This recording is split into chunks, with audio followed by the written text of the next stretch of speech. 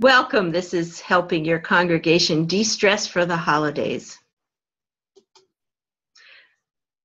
My name's Katie Covey. I'm the presenter, and I retired this May after 33 years as a religious educator. Our host is Reverend Sarah Gibb-Millspaugh, Congregational Life Staffer for the Pacific Western Region. We have participants from all around the country.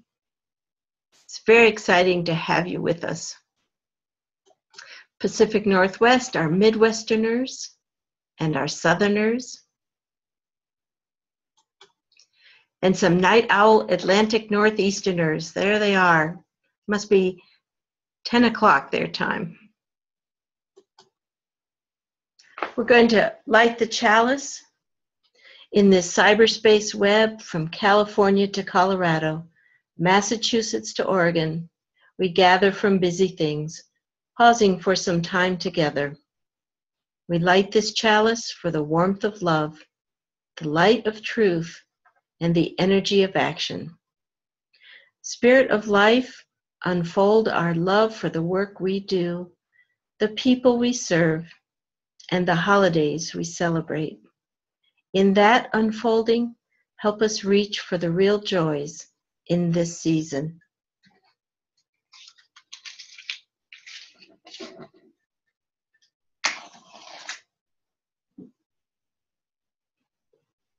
I'm going to light my chalice.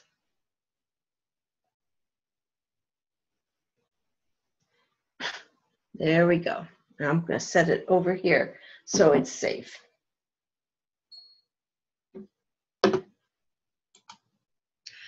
So here's the fantasy. Here's what we are promised by the winter commercials, the winter magazines. The promises are that there will be snow and magical sleigh rides with matching horses. Our families will be happy, our children well behaved and grateful. Everyone will be beautiful and nurturing, kind and generous, appreciative. There will be enough money, enough time. There will be fun. We will be warm. We will be safe. We will be truly loved, especially if we buy lots of stuff. The reality is that we aren't appreciated. We aren't grateful. We don't have enough time or money. The children are whining. Congregants are short-tempered. Relatives are distant. People have the nerve to be sad or even to die. There are up to 10 services and extra programs to plan and to attend. There are rehearsals, decorating commitments, special supplies needed, and nervous tension.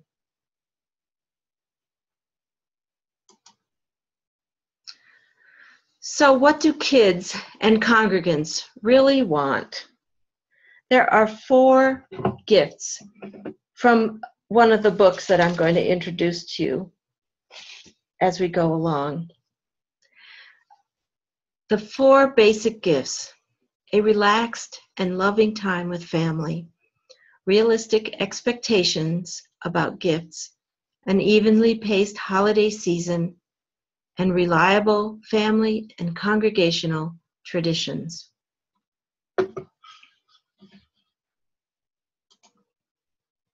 Here's the book that I used way back. It's in its many edition. It's got a lot of insightful questions, worksheets, and essays about commercialism and stress and what it does to us at this holiday season. I highly recommend it.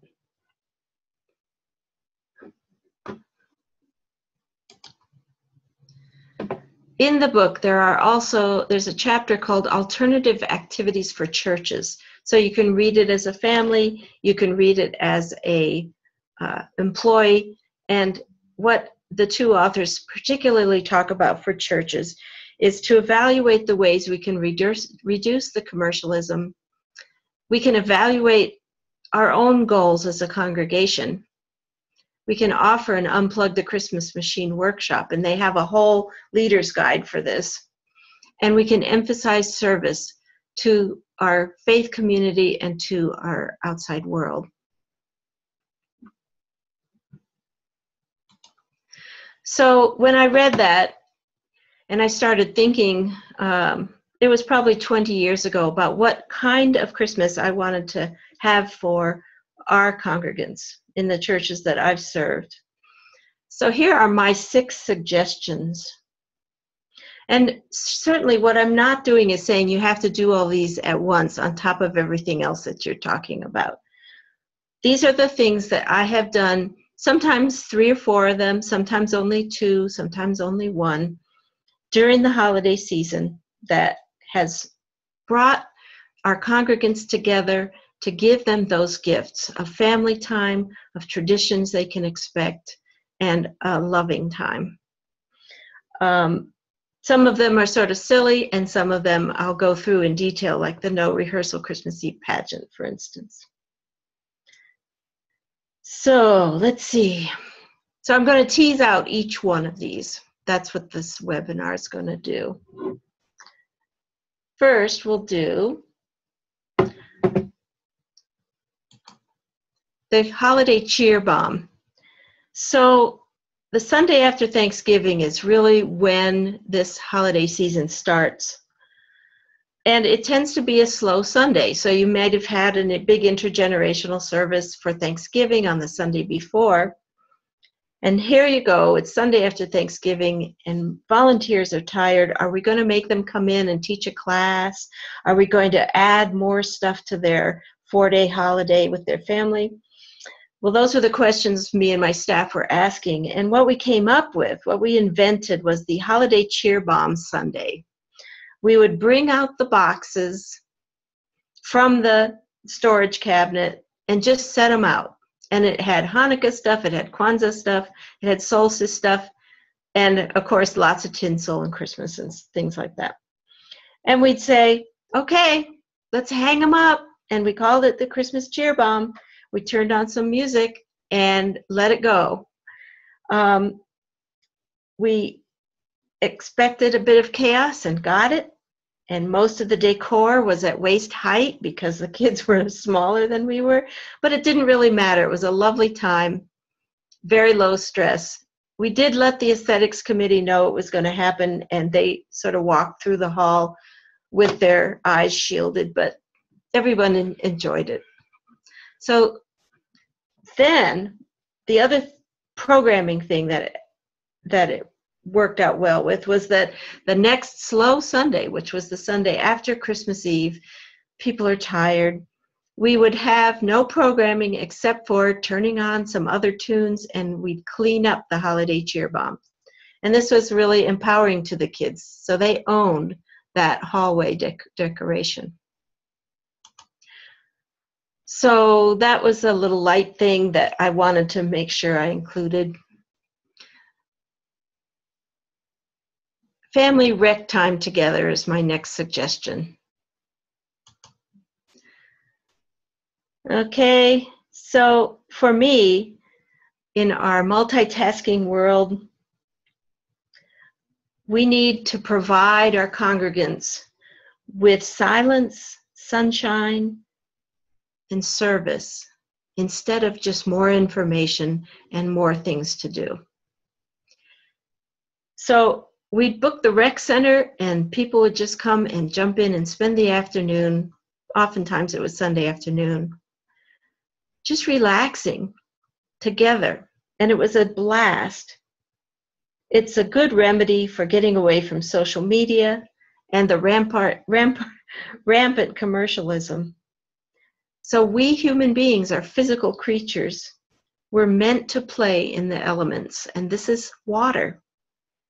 So we would de-stress with some silliness and play together.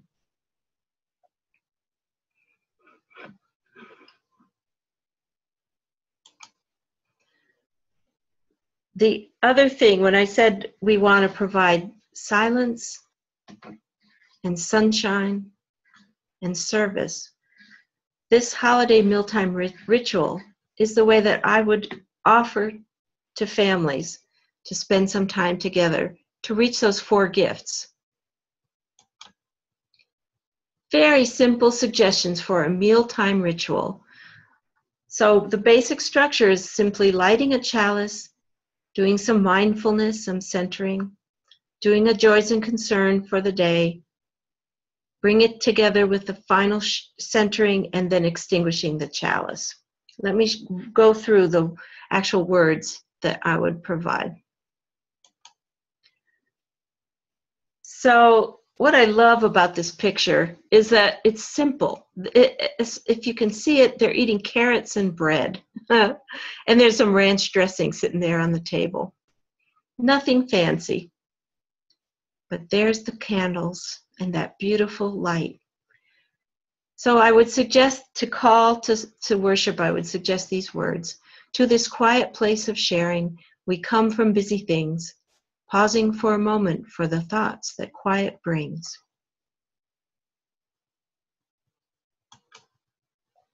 Then we light a candle or a chalice. We light this candle for the warmth of love, the light of truth, and the energy of action. This echoes the same chalice lighting that we do in the big church and the kids' church.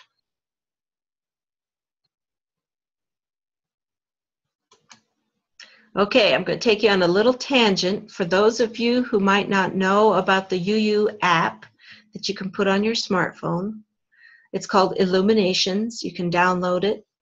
Just look for a UU app, Illuminations. And you can have a virtual chalice lighting. There's a little chalice on there that you can light with a tap. Okay, we're done with the chalice. And we can provide more information on the chat if you want that.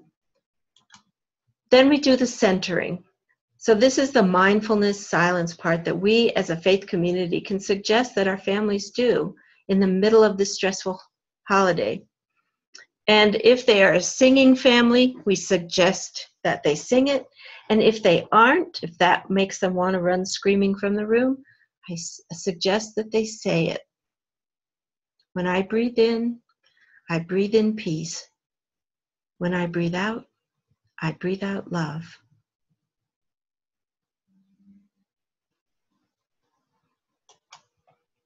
So at this point, I suggest that families not wait a long time to start the meal. And this might be a good time to share the joys and concerns while you're eating. I say something you are thankful for, something you are sorry about, and something you are hopeful for. This echoes the classic Latin way of sharing. We don't need to tell them that, but it's a nice way to connect.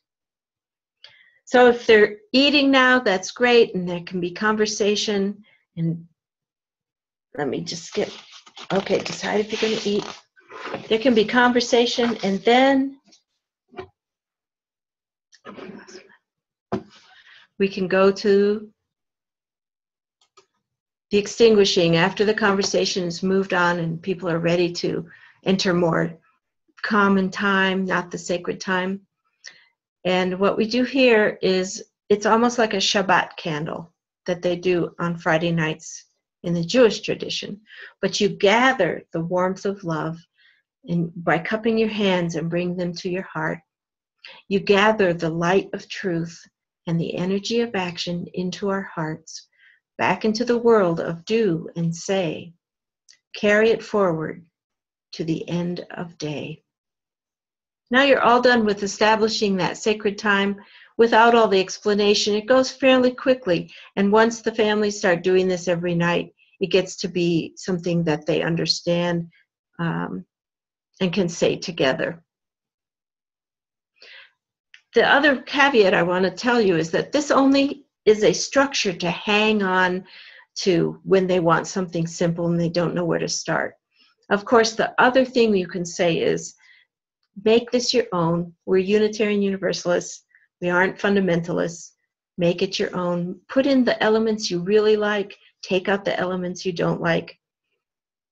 But do something to bring that candlelight and silence and mindfulness, and then the sharing of the joys and concerns into the life of the family each night.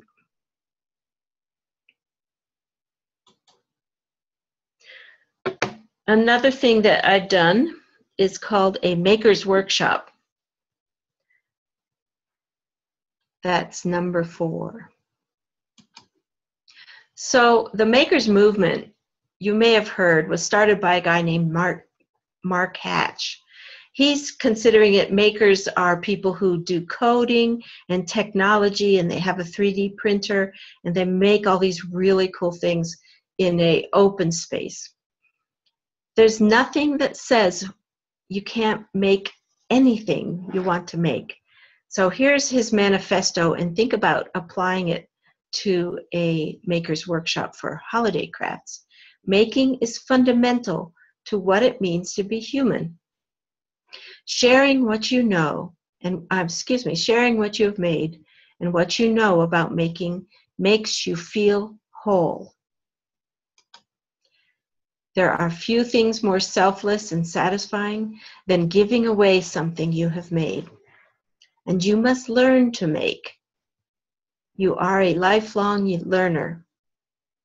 I'd say those things parallel the kinds of lifelong learning goals that we have in our faith. So here's what we did at our Makers Workshop. It's a time when you get simple recycled materials, such as making your own stationery with potato prints or tin lanterns from cans. I made sure that all the pictures are imperfect and sort of sloppy because that's what you end up making. We made, the traditional perfect gingerbread house. We made graham cracker houses, and very few of them ended up going home because they'd get eaten right away.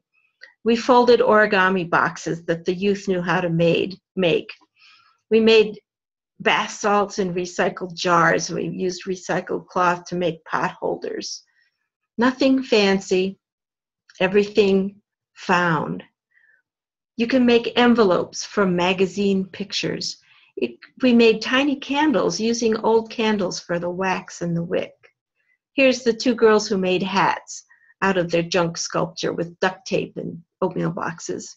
And of course, there's always art on easels to frame later. There isn't any specific thing you have to do. And what I want to emphasize is that each congregation makes up its own version, depending on the gifts of what people want to do. For instance, when I was a little girl and we started these at Mainline Unitarian Church, one of our favorite guys, Chick Doke, had little twists of yarn from his yarn factory. They weren't woven yet, and he decided if they made a twist, they would look cute as Christmas tree ornaments. That's the kind of thing we made. So, number 5, serving others. That's part of the silence, service, and what's my third one? Silence, service, and something else. Excuse me. Oh, sunshine, of course, my favorite one. So, here's the simple things that I might suggest for serving others.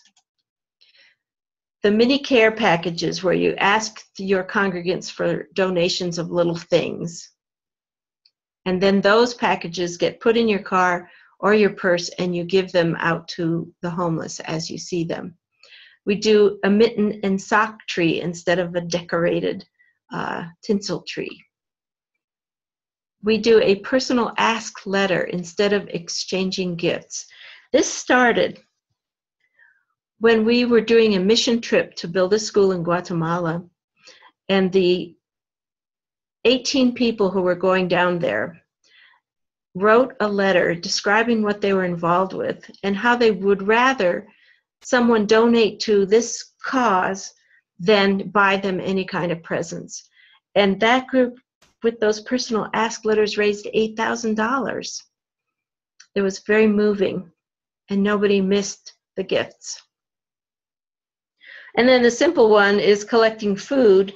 One of the most successful ways we collected food was to go to the local grocery store And you simply give them the bag for the community food share or whatever, and say, would you like to, when you come back, donate a bag of food? And all we did was hand out those bags. So the kindergartners even did it, and that was another family tradition activity.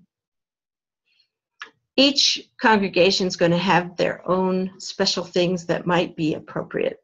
So I didn't get into a lot of detail here, but I certainly wanted to give you the sense that as a congregation, if we want to de-stress our people, to make them feel whole at this time of year, serving others, walking our talk is one of the nicest ways to do it.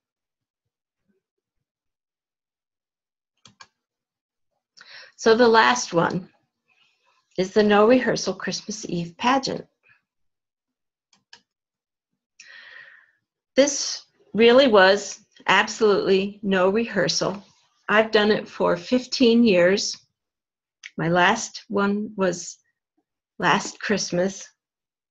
We started out in the congregation I served most recently by not having a Christmas Eve tradition at all. Everyone said, no, it's just not important to us. It's okay. And I said, I want my congregants to come to their community on Christmas Eve because it's such a beautiful, warm, and sacred time. So they said, well, okay, what do you want to do? And I told them I had heard about this No-Rehearsal Christmas Eve pageant by Jory Agate. And the first 2 Christmases went by, and it just was too scary. It's like, no, we can't do this. So we did something that took rehearsals and elaborate costumes, and it was a lot of work. And finally, the RE committee said, we don't want rehearsals. So with that backing, we were able to say, well, let's try this No-Rehearsal Christmas Eve pageant. So here's the roles that you have. This is the multitude of people from the congregation sitting in the pews, or in our case, in the chairs, and what they're going to do. It's the traditional story of Jesus' nativity. Now, look at how simple this is. So here's the first person that gets up. This particular man this year at the podium, he was Caesar. He gets an ivy wreath and a scroll in his hands that says all people must pay taxes to him. And his little son came up, and see how he's holding his hand? He's holding a spear. He's the guard. So there you go. Can't get much more simple than that.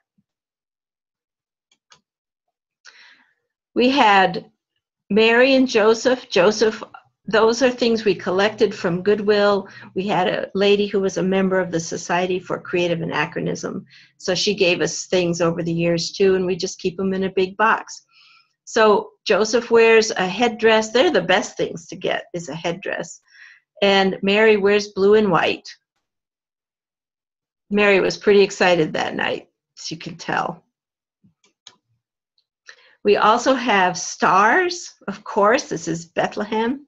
So there you go. There's your costume. They're from Michael's in my town. These are the kids who are a little tentative. It's like, are you really asking me to go up and do something? But holding a star was just fine.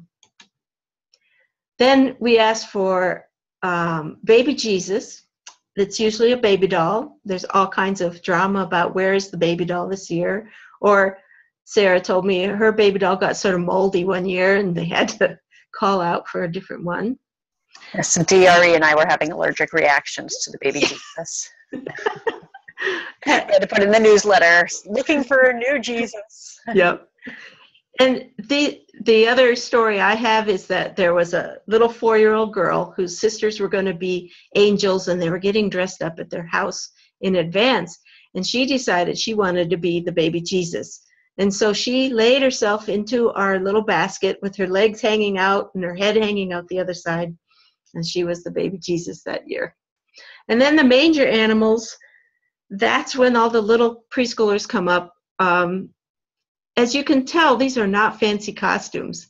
Somebody donated this funny little scarfy thing, And she really felt like she was a sheep. We've had zebras and bats and, whoever wears their Halloween costume pretty much is who comes in to be the manger animals. Then we have the shepherds and the sheep, and sometimes I use just a headdress, so it goes on fast. And sometimes I find in Goodwill, if I find a little sheep doll, they hold a sheep doll. And of course, the angels, the multitude of angels, is the favorite thing. We have tabards. You can see the little girl in blue is wearing a tabard. It's simply a square of cloth with a hole cut in it. And this is the white glittery cloth. And we also use feather boas. They make wonderful instant angels, and the halos are simply tinsel. The two women, that's a mother and a daughter, and they came dressed from home, and then their little, let's see, the granddaughter is the one holding the harp, and she came dressed from home too. So we always invite the families to dress up at home and come in, but we also have the stuff up on stage for them. And you can see everyone singing In Excelsis Deo. They're going, Deo. And there's the wise guys. I call them wise guys, but obviously it's much better to call it wise persons and their attendants, so you could have more than 3 come up. And these were hats and things, anything we found with rich fabrics from the thrift stores. So how did we manage this? We had a stagehand up there helping kids in the costumes. And then as the narration progressed, telling the story, the congregation would sing a carol. And that's when whoever wanted to be the parts would come up during the song. And that would cover up that bit of confusion. So for Mary and Joseph, we always sang, O Little Town of Bethlehem. When the manger animals came up, we sang Jesus our brother.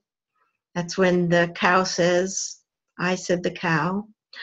The shepherds, we sang the first Noel. These are all in our silver hymn book. The angels, of course, we sang Angels We Have Heard on High. The wise guys, we sang probably only 3 verses of We Three Kings of Orient are. And the entire cast, when they were assembled, we would sing O Come All Ye Faithful. And my personal torture on the congregation was to sing at least 1 verse in Latin, because I said, this is the only time we're going to sing Latin in a Unitarian congregation. So this entire script, with a lot more detail, is available as a Google Doc, which we're going to give you access to. And I think we can do that on the chat. Sarah, I wasn't sure if we can do that on the chat. Do you know? Just put that link. Yes, we can. I will get the link and share it. Great. And also send it out afterward. Great. And there's another Google Doc that has the simple mealtime holiday ritual in it too, so that you'll have these details if you want them. So this is what kids and congregants really want. What do they want? A relaxed and loving time. So think about what it's like to go to the church on Christmas Eve, and you're all just about to burst with excitement. And you're there with your friends. You're there with the people who have helped your memorial service for your grandfather. You're there with the youth. This got so popular, this No-Rehearsal Christmas Eve service. We had to do 3 services, and that was from nothing. So it was a need. And yet it's the feeling of it is more like acting charades with your family in the living room. Hey, let's find some costumes and tell this story. That's what I want our congregants to do. Realistic expectations about gifts and maybe service is the gift you're going to give your congregation. We don't need more things in this commercial and stuffed full of stuff culture that we live in. An evenly paced holiday season. No rehearsals. Decorating is done by the kids back in the RE hall. And reliable family traditions. So I know that many congregations have a tradition that one year they'll do Buddha's birthday, one year they'll do something for the solstice. And I would encourage reliable family traditions. So every Christmas Eve we do the No-Rehearsal Christmas Eve service. We're in our 10th annual, and no one gets tired of it. One year, when our minister was on sabbatical and I had laryngitis, the service was changed substantially, and people were devastated. They said, but we always come to do this now. We just love this. So we reinstituted it the next year.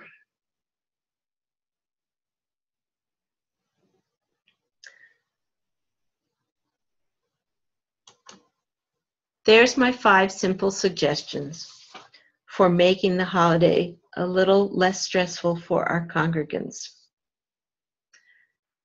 A cheer bomb, some rec time together, a simple holiday mealtime ritual, a maker's workshop, serving others, and a no-rehearsal Christmas Eve pageant. What would our holiday look like if this is the extent of what we did?